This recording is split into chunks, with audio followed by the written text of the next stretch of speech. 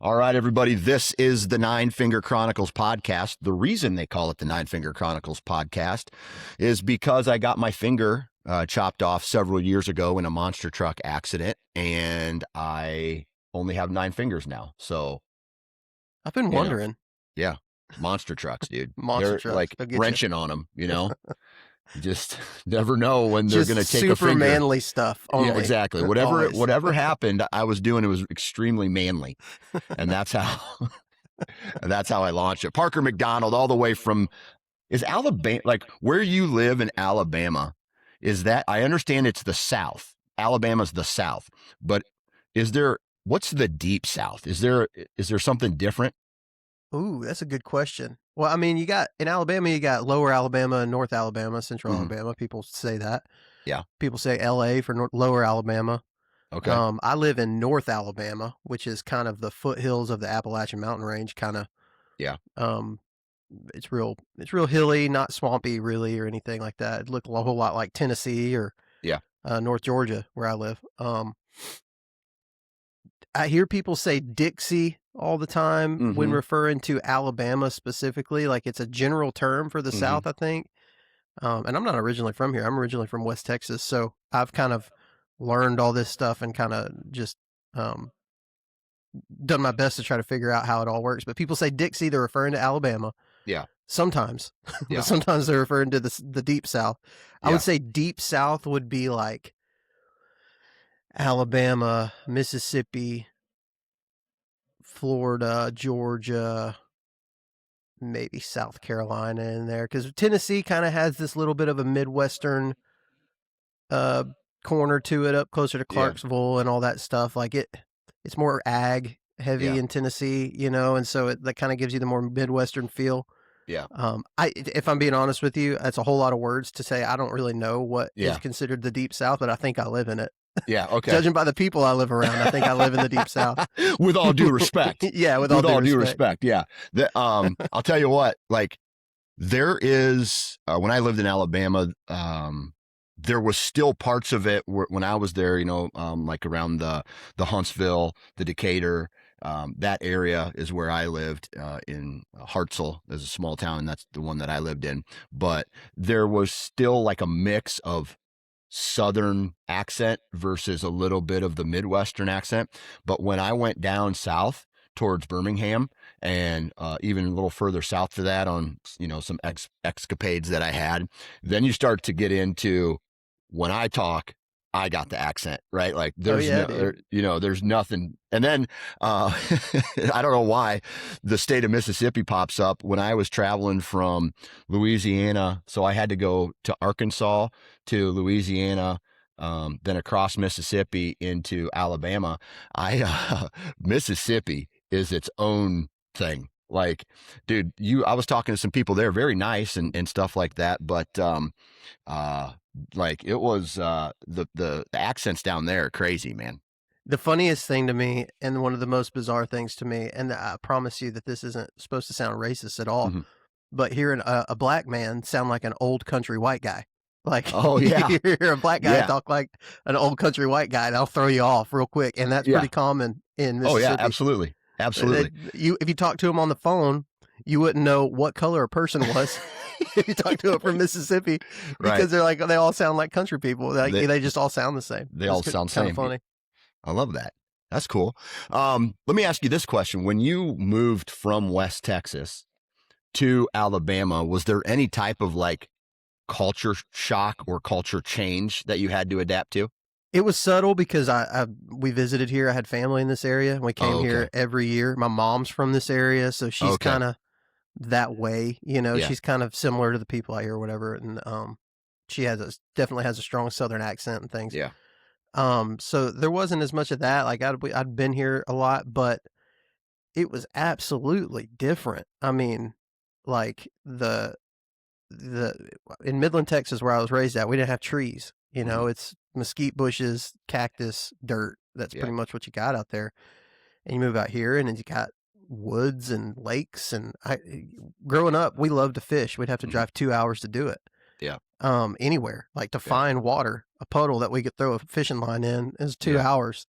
And Out here, I've just got like 5 lakes, within Yeah, a 5-minute wherever drive. you want to go. Yeah, So there was that. There was the public land access, dude. In terms of hunting, like that opened up my whole life, yeah, like everything. In West Texas, it's like at the time in the late 2010s, like 2009 when I moved here, uh, a lease out there was $2,000, which was a lot of money then, and two to $3,000 for a decent the average guy. Out here, you had 190,000 acres of public land that you can go anytime you want. I didn't yeah, understand how that was even possible. Like yeah, when you grow up in a certain way and you don't hear about things, you don't know that they exist. You come here and it's like, holy cow, you yeah, and really in West Texas, Texas in general is like one of the few states that doesn't have at least a fair amount of yeah, public land accessible, and so I was yeah, just one of the few that was lucky enough to be born in West Texas and not know about public until, I mean, I was 19, 18 before I ever right. really knew that it was a thing. Right. It's almost like a gift. You moved to Alabama, you're like, oh my God, dude, Yeah. this is all Well, mine. I can do whatever I want on this. that gift goes further too, Yeah. because when you grow up in that, you just kind of assume that that's how you have to hunt everywhere. Yeah. If I grew up watching Michael Waddell hunting in Kansas, right, or Hmm. Bill Jordan hunting in Milk River, Montana, or whatever, and you're like, man, that would be awesome to be able to go hunt Montana, but I'm not Bill Jordan, Yeah. like I don't Yeah. have Bill Jordan kind of money. I got that real tree money. Yeah. I got, at the time I was in ministry, my dad was a pastor. So it was like, we got pastor money. Yeah. Whoo, Yeah. can't, Yeah. our, our, our type of pastor is not the type that has a whole lot of money like the ones on TV. Uh, and so, so I started hunting public land here. Like, well, public lands in other states too. And now, Yeah. like, I've killed deer and turkeys in, God, I don't know how many states since that point, because it opened up my mind, opened up my eyes to what's actually Yeah. available to us, Yeah. Yeah. and it became the cost of gas and tags rather than an outfitter, which is a Yeah. big, huge deal. Yeah. Oh yeah, absolutely. Even today, like not necessarily the public land thing. Like obviously I try to go out west once every year. Usually it's South Dakota. So it's like a cheap cabin, a little bit of food and a gas money is really what really what I'm doing. But, again, but I'm to the point now where I'm really like considering if I'm ever going to do a shoulder mount again for a deer because it's into the $700-800 now for a shoulder mount of a whitetail. And I'm just like, dude, you know what I could do with $700?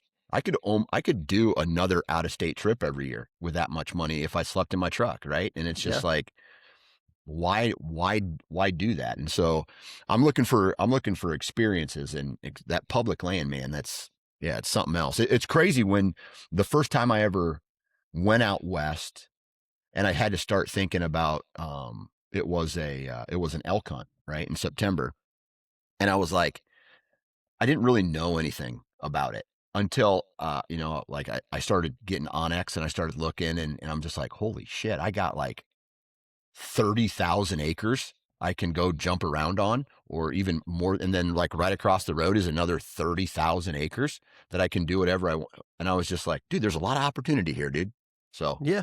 fired me up. Yeah. And like, of course, yes, it's harder. Hmm. It's not just going back to the real tree example. Like those guys are going and chilling in a cabin and watching football at Yep. night, eating a Steak huge dinner. dinner, Yeah. and waking up at 5:30 to go sit in their stand to go take a buggy out to the stand. That's not the game that I play, Right. right? And it's probably not the game that you play, even on your private stuff that you hunt Right. up there where you're at. Hmm. That's just not the game that's not the same sport that we play. And I'm not even saying that there's anything wrong with it. If I was again, going back, if I had real tree money, I can't tell you that I Yeah. wouldn't be right there doing it. I get to Amen. spend a lot more time with my family. I can tell you Yeah. that. Yeah. So like it's not the same sport. I still love watching. I like watching monster Yeah. bucks, on when I see it, show up. I'm a big fan of those guys, but it's a different game. But I'd be amiss to say that they didn't have a huge part to my growth and an evolution as a deer hunter for sure. Yeah. Like I loved watching that stuff. That's what sparked the fire for me. Yeah. Was going to Blockbuster and renting one of those. Oh, they had those at Blockbuster? Oh, heck yeah, they did. They had about 3 of them. They had about 3, whatever the newer Monster Bucks was. I think it was usually on there. They had some Drury stuff, but they also had oh my gosh, the funny dudes from Mississippi, that did all the goofy spoof. Oh my gosh, why am I drawing? T-Bone did like T-Bone? Kind of like T-Bone and kind of like Realtree did with the Incomplete Deer Hunter. Yeah. With Jeff Foxworthy. Oh my God. TK and Mike. Golly. Okay. I don't even know about those guys. You should check them out. They're freaking hilarious. Okay. But they had TK and Mike stuff at Blockbuster. It was like comedy, hunting comedy, Yeah. When I would go to our local video store in my town, it was called Adventureland. I wasn't trying to rent. I was trying to find ways to rent rated R movies. Yeah, trying to find some NC-17s, and then I'd go to check it out, and they're like, "Can you call your dad? We need to call your dad, or do you have a note to rent this?" And I'd hand them a note that like a buddy of mine wrote, or they would call a house and a buddy of mine would be there and be like, "Yeah, my son can have that." And that's the kind of dirtball I was when I was growing up. So teenage dirtbag, baby. Exactly. All right, I got a couple things I want to talk about today, but before we do that, I got to say thanks to the partners at the Nine Finger Chronicles. First off, I'm going to go backwards today. If you are looking for a t-shirt with a deer on it, go check out my company, fullsneakgear.com. If you're looking for a badass trail camera, go check out Reveal. They have recently done a ton of updates and upgrades to their app. So if you haven't updated your app in a while, go do that. They've also introduced this new app called Habitat IQ. Go download that if you're a habitat guy or if you're looking to have some potential upgrades to your property. So go visit tacticam.com/cameras. Go check out the cameras. They got some new stuff coming down the pipe, maybe this year. This year at some point. And then I think next year there's going to be some stuff coming out that's going to blow your mind. So outside of that, go check out Reveal. Next on the list is Code Blue Scents. If you're looking for real or synthetic deer urines, if you're looking for scent elimination products, the Rope-A-Dope Mock Scrape Kit's my personal favorite. Go check out codebluescents.com. Discount code NFC20 for 20% off. And then lastly, if you're looking for, in my opinion, one of the best broadheads on the market, go check out wasparchery.com. You got mechanicals, you got fixed blades, and they both destroy deer tissue. And that's why I like them. So discount code NFC20 at wasparchery.com. All right. Parker. Man, every state right now, well, not Iowa because we're awesome, but a lot of states right now, especially Michigan, and based off of the research that I've done, Michigan, maybe some other states in the area. I believe New York is starting the conversation of a one buck state. Missouri is talking about making a whole bunch of different rules and regulations. And I just kind of want to talk a little bit about that and not necessarily, I want to talk to it from a standpoint of not necessarily knowing too much about what's going on in Michigan other than what I've had buddies talk to me about who are either for and or against, some of this things. But I want to pop up something that I just pulled up before we started recording, and that is the Michigan Natural Resources Commission, the NRC, voted to approve a regulation change establishing a 1 buck rule in the Lower Peninsula effective March 1st, 2027. This policy shifts from the current 2 buck limit to 1 antlered deer per hunter year, aiming to improve a buck-to-doe ratio, boost older buck numbers, and manage herd size. Okay. And this is going to be effective March 1st. So this upcoming season, business as usual. Next year, we have this policy change, and it's to the Lower Peninsula. Now, not being from Michigan, why do you think all of a sudden people, it's not really, it was kind of all of a sudden, wasn't it? It was like this year and last year, like a big push. What are your thoughts on something like this as an outsider looking in? I don't know. I don't know why the suddenness of it, like it does seem kind of sudden. I've seen Kevin Vistison, I think Yep. is how you say his last name, Yep. from the Deer Hunter podcast. I've seen him making a few posts about it, talking about it back and forth.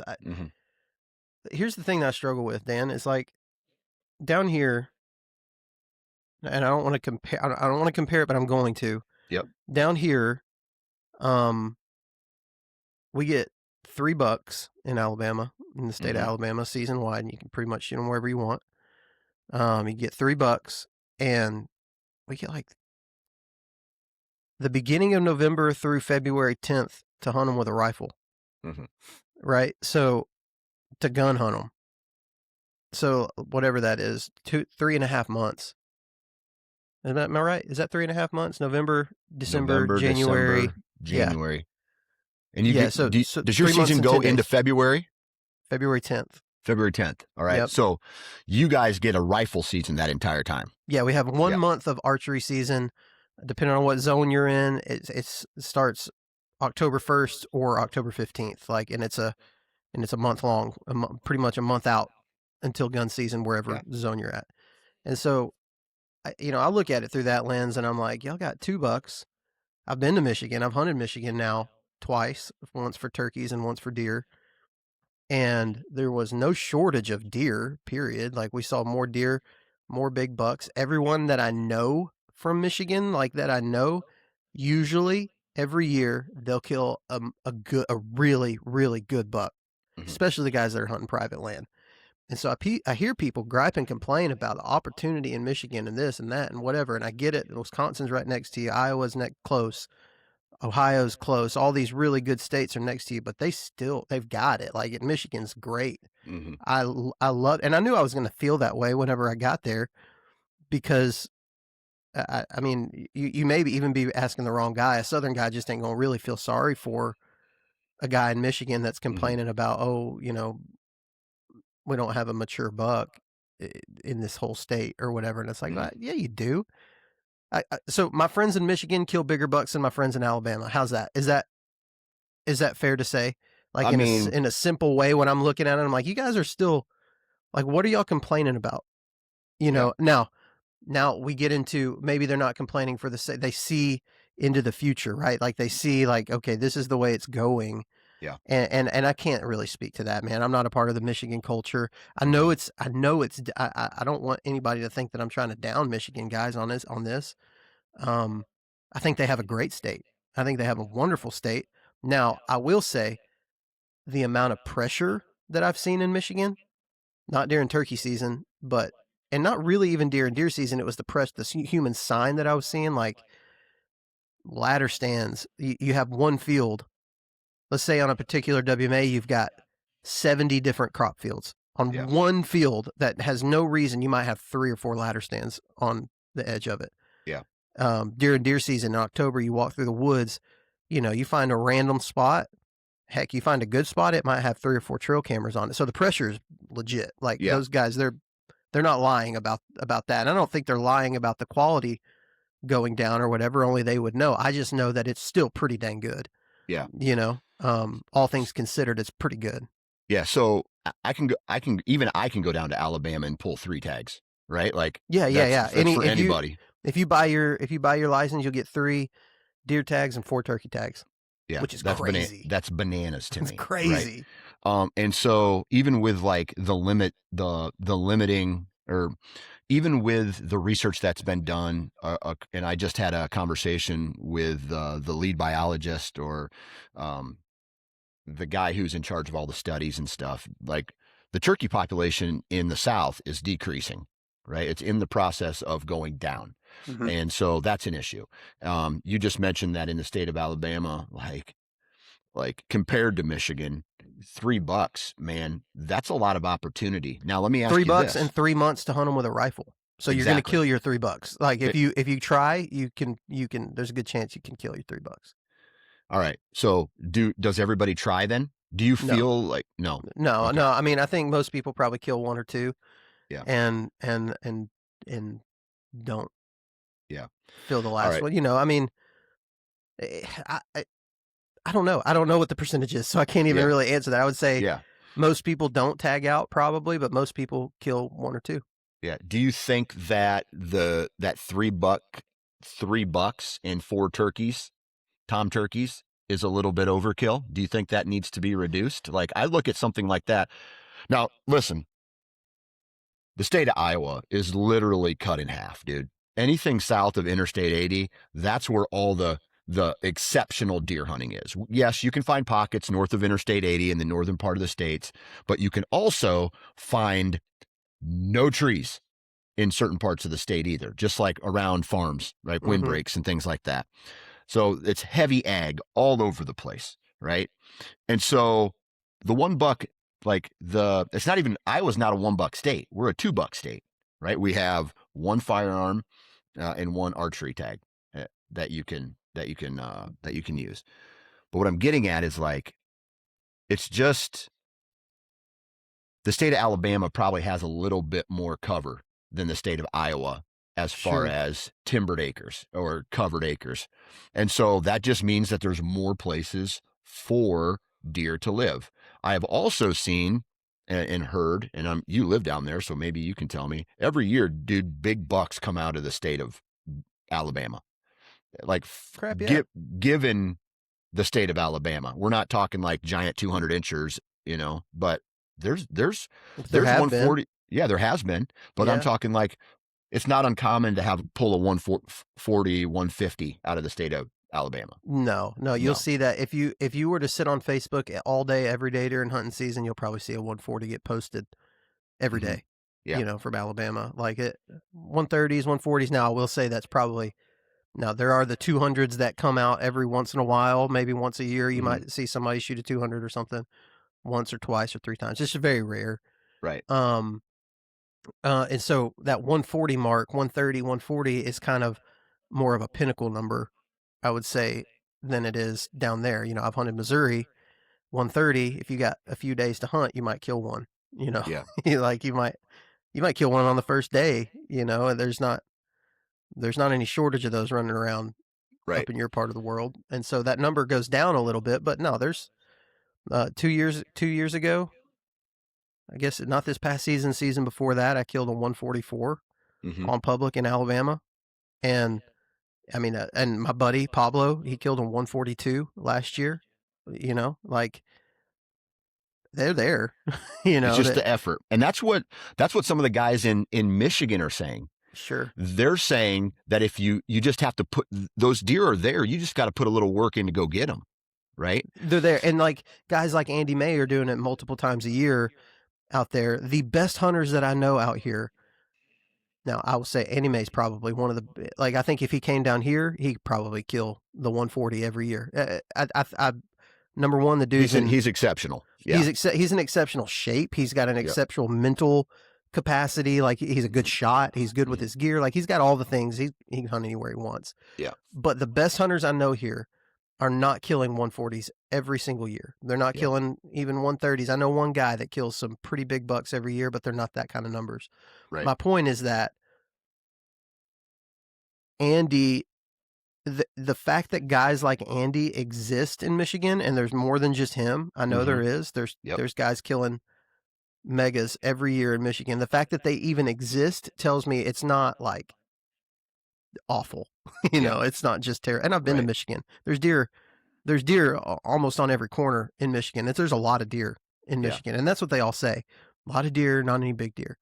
The first deer that I ever saw in Michigan hunting was a 100-inch deer, a 100-inch buck. Hmm. Everybody there was like, "Oh, that's awesome," because I think 100 inches is like the buck that I think that's the cutoff for buck or whatever. Whenever For the state of Michigan, I think Pope and Young's 130, Boone and Crockett's 170. sure, yeah, I think, but the record book for the state, I think, is like it's not very high. It's like 110, 115, maybe even 100 inches. I don't know. Not sure about that. But that was the first deer that I saw, and so my perception probably is skewed just a little bit because of the way that it, or maybe everyone has that experience in Michigan Yeah. too. I don't know. But I didn't see any shortage of anything. But I can't say that I living there, I wouldn't be in favor of a $1 rule because I know that the pressure there is for real. Mm-hmm. And you have that many people with 2 tags, you Yeah. know, Yeah. it could help.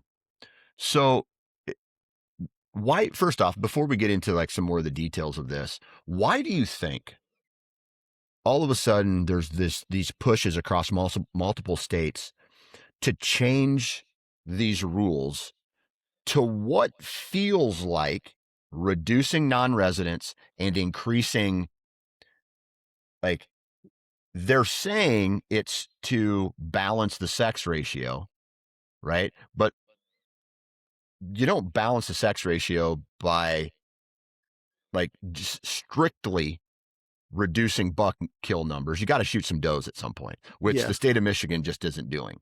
Okay. Yeah, which is that's unfortunate for them. Killing Right. does is one of the best things in the whole world. Right.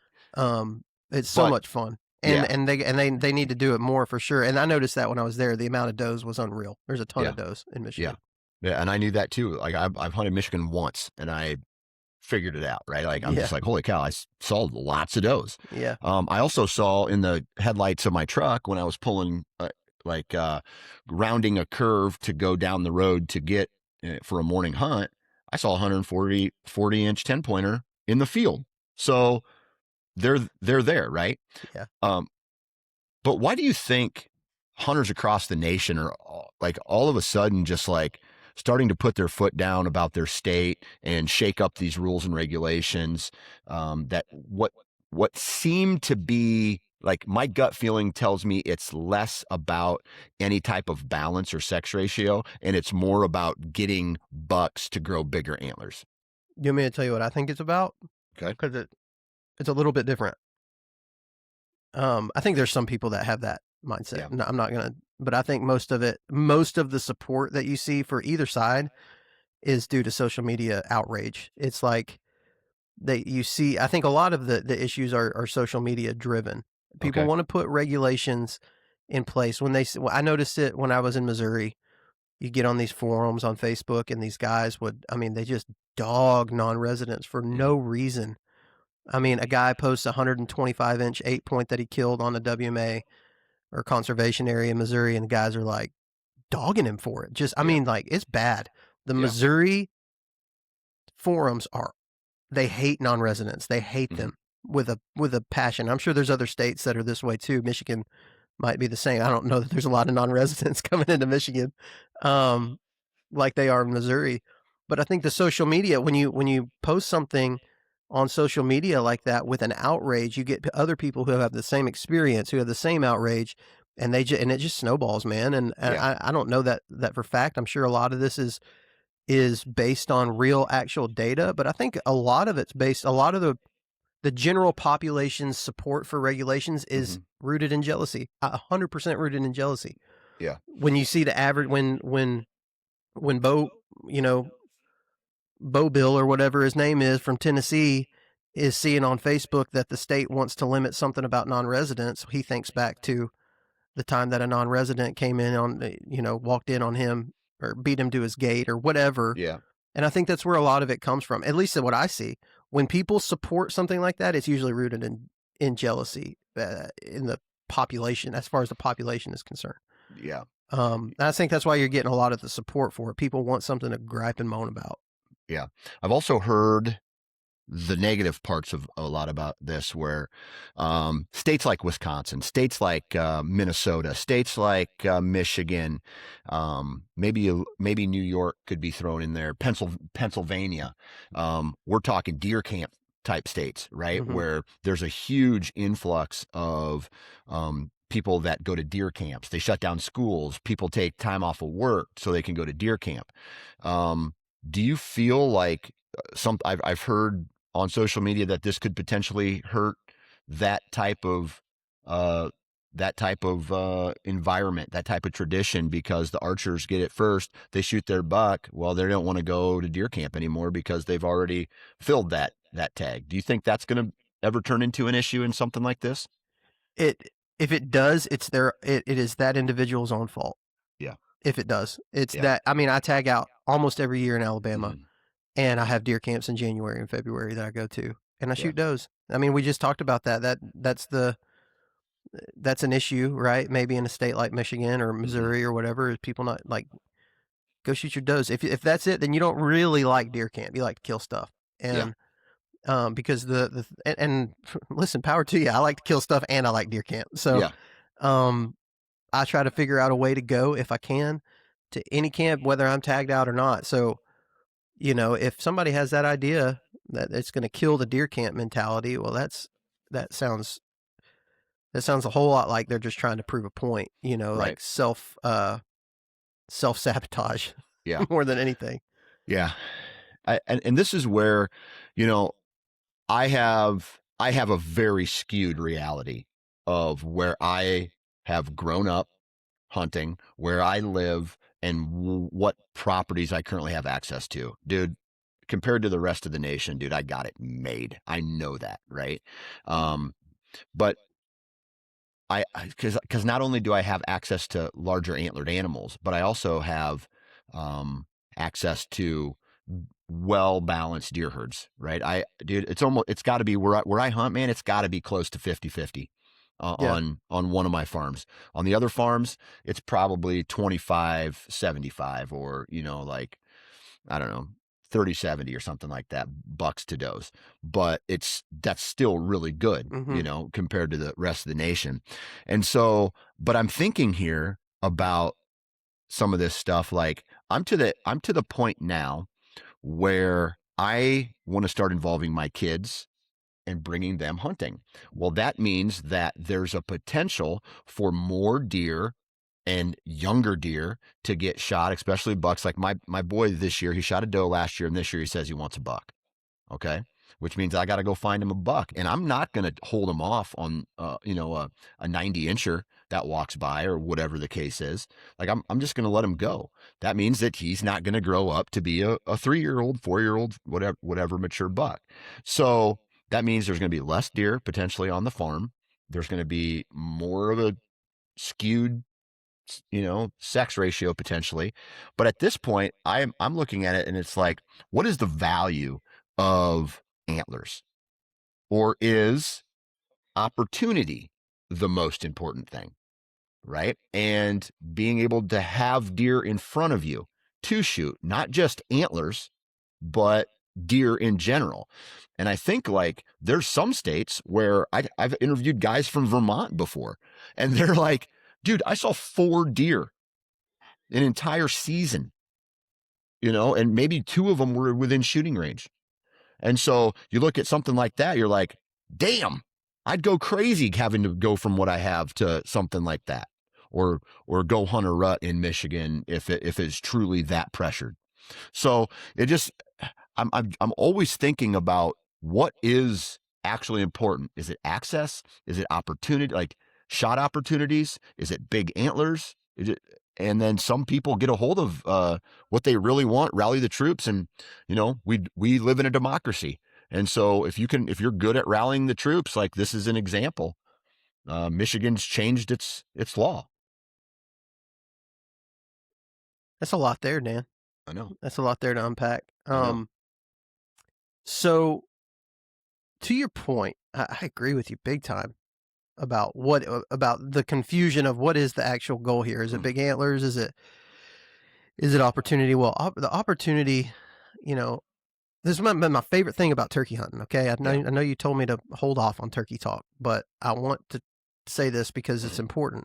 My favorite thing about turkey hunting is there are 2 types of turkeys that you shoot. There's jakes and there's gobblers, right? Jakes are the lesser, right? They're more like the spike basket rack of the turkey world, but gobblers are a gobbler, man. And for me, without the outside influence, and I look back to when I was a kid, when like the purest, without social media, without any influence other than Blockbuster Monster Bucks.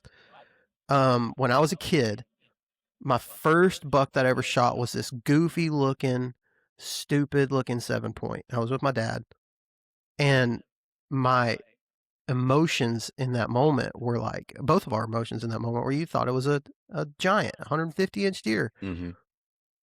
but it wasn't. And honestly, when I go out, if I go to Florida and I get a shot at a spike, I'm just that same amount of pumped up, excited, ready to go, because the bar in Florida is so much lower, right? And so if the bar lowers, I can live with that, Yeah. right? Like, if I'm not speaking of what I want to see, but what I can live with. Mm-hmm. I can live with, as long as there's deer to hunt.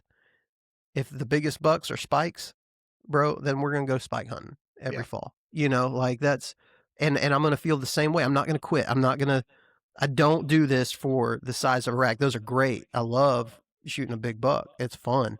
It's arguably funner than shooting a small buck, just Mm-hmm. because of the knowledge of what you did, the Mm-hmm. rarity of what you did. But at the end of the day, dude, like, I wake up the next morning just as pumped up about filling a tag on a doe during Oh yeah. archery season as I do the big buck, Yeah.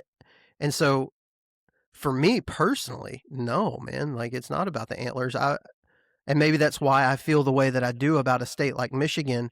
I feel like they've got everything I feel like they live in a dreamland, like, Yeah. every time I go there, I'm like, this place is awesome. You don't have to drive far to get to public. Like, there's deer and turkeys, pretty much any gate that you park at, that. There might not be a booner, but there's at least game to hunt behind that gate. And Yeah. that, you have that knowledge. I've been to places where you don't have that knowledge, Yeah. right?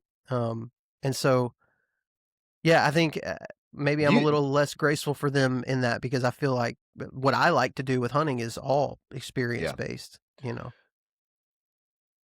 Do you think like social media does drive a lot of what people get to see and absorb, and you've already talked about that. Um, it almost feels like a lot of these rules and regulations are like, look at all the big bucks at all the other states that we have, right? And we want big bucks too.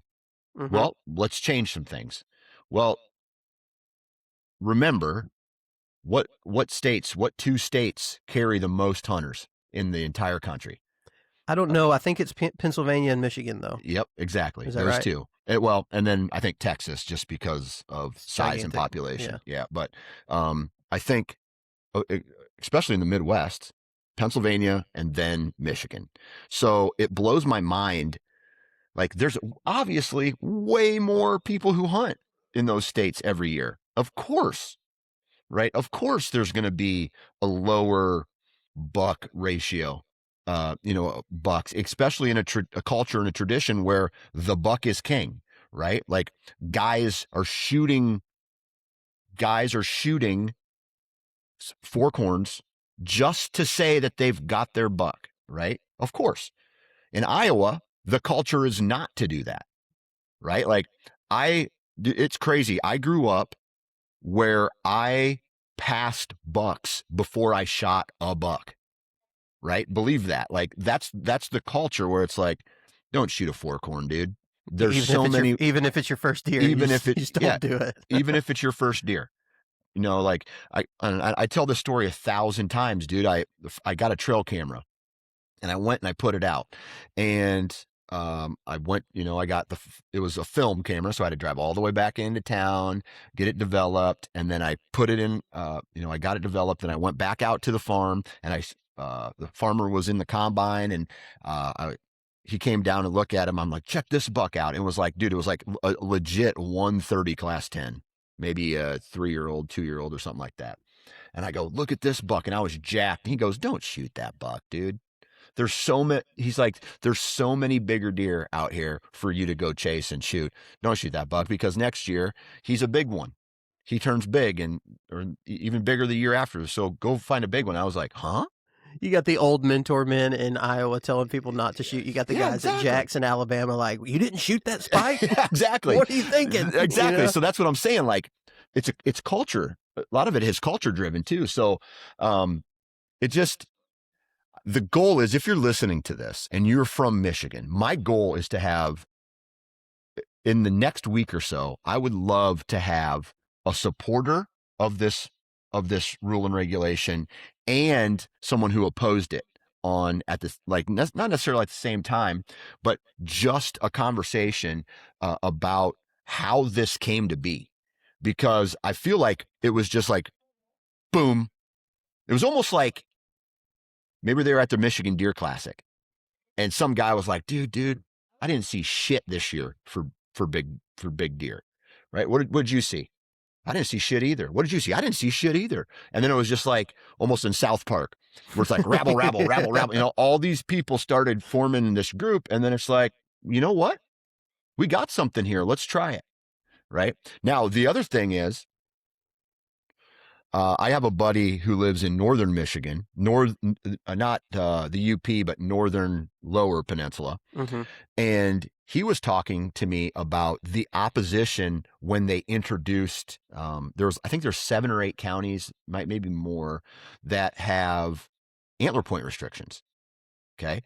And they introduced the antler point restrictions, and dude, huge hubbub about antler point restrictions. Like, dude, don't tell me what I can and can't shoot, blah, blah, blah. I want to shoot my buck. I should do whatever I want.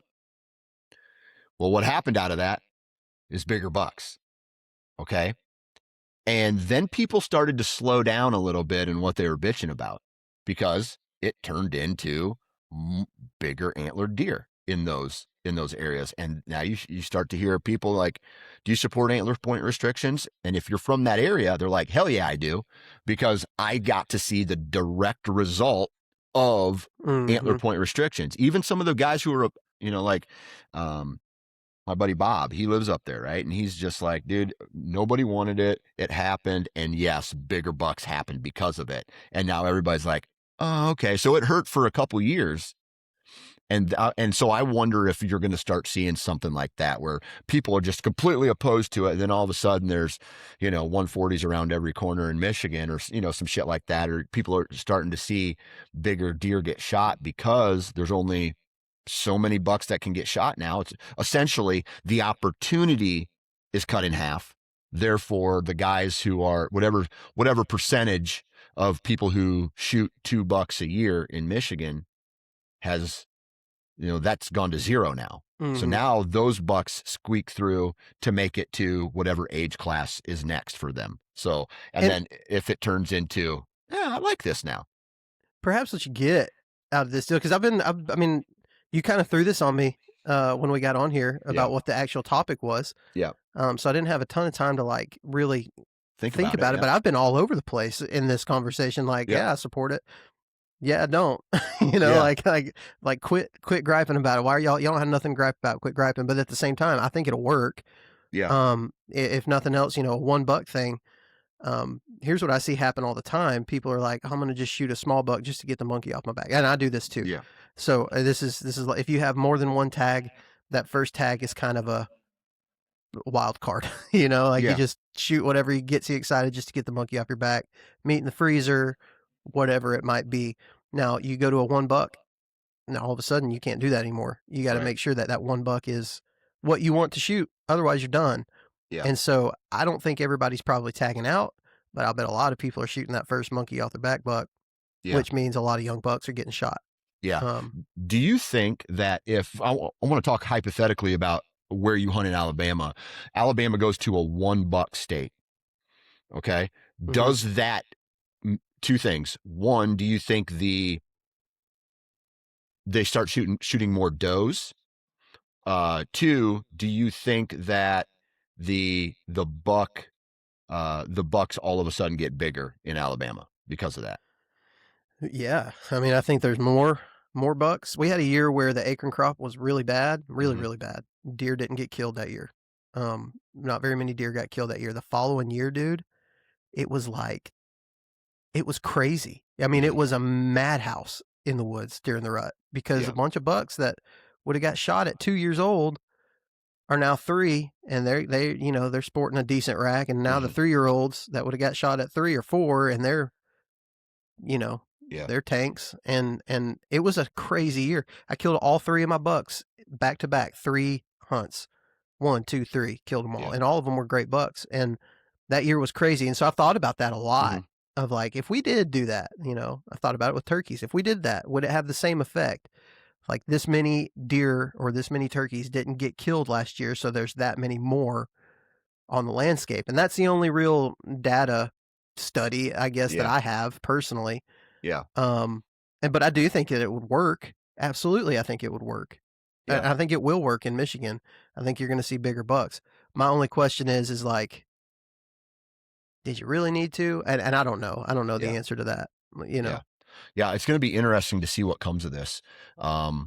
If it's going to reduce opportunity, like I wonder if there's if it's going to reduce opportunity for anybody. It shouldn't, because everybody Yeah. still gets to shoot one deer. To Yeah. me, if you get to shoot a deer, your opportunity, you don't Is lose any there. opportunity. Yeah, Yeah. Yeah. yeah. Yeah. Yeah, man. With Kansas is a perfect example. Have you hunted Kansas before? I Yeah, did. so that's a great example because really there's not a lot of people who hunt it, right? There's a lot of wide open spaces there with no trees. And deer still like, dude, it's just a crazy state how deer just show up and they're giant, They're right? just there. They're just there. It's crazy. Like my uncle lives in Kansas, and he's kind of uh, he just is like, don't worry, when the rut comes up, when the rut starts, they'll show up, and like he runs trail cameras too, right? So it's not like it's not like he doesn't know 100% what's up there, but what trail cameras has done is it has allowed him, the cattle come out of this pasture, and he knows that means the does are coming in. And yes, there's a baiting element in Kansas to that as well, which pulls the does, which pulls the bucks. And so it's just crazy that they just show up, Just appear.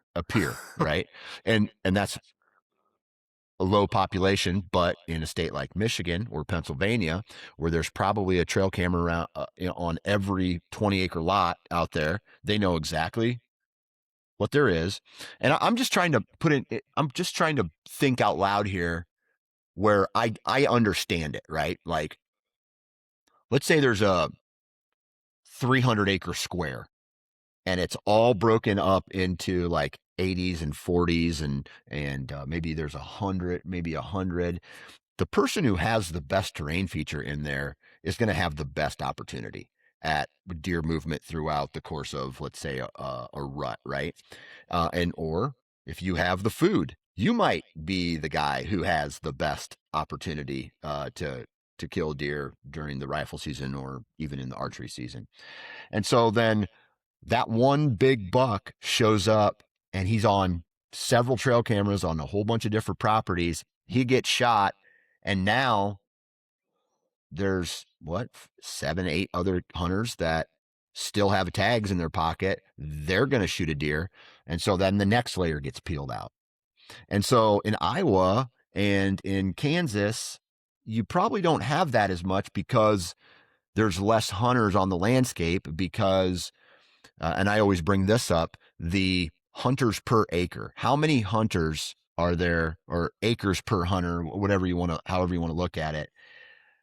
What that number's like. In Michigan, there's probably one hunter takes up less acres or uses less acres than a guy in Iowa would. Like, for example, me, right? Like I'm I'm good, dude. I got a lot of acres to my name, but on another farm, there's 4 or 5 guys over 400 acres. That's still pretty good compared to up north where there's 2 hunters on 40 or Mm-hmm. 3 hunters on 80 or whatever the case is, right? So you do that math, and Iowa, Kansas looks good. Missouri might look good, but then Pennsylvania, certain parts of Pennsylvania, New York, higher populations, the over time, the properties have been divvied up and chopped up, and to the point where it's like, holy cow, there's a lot of people in this section.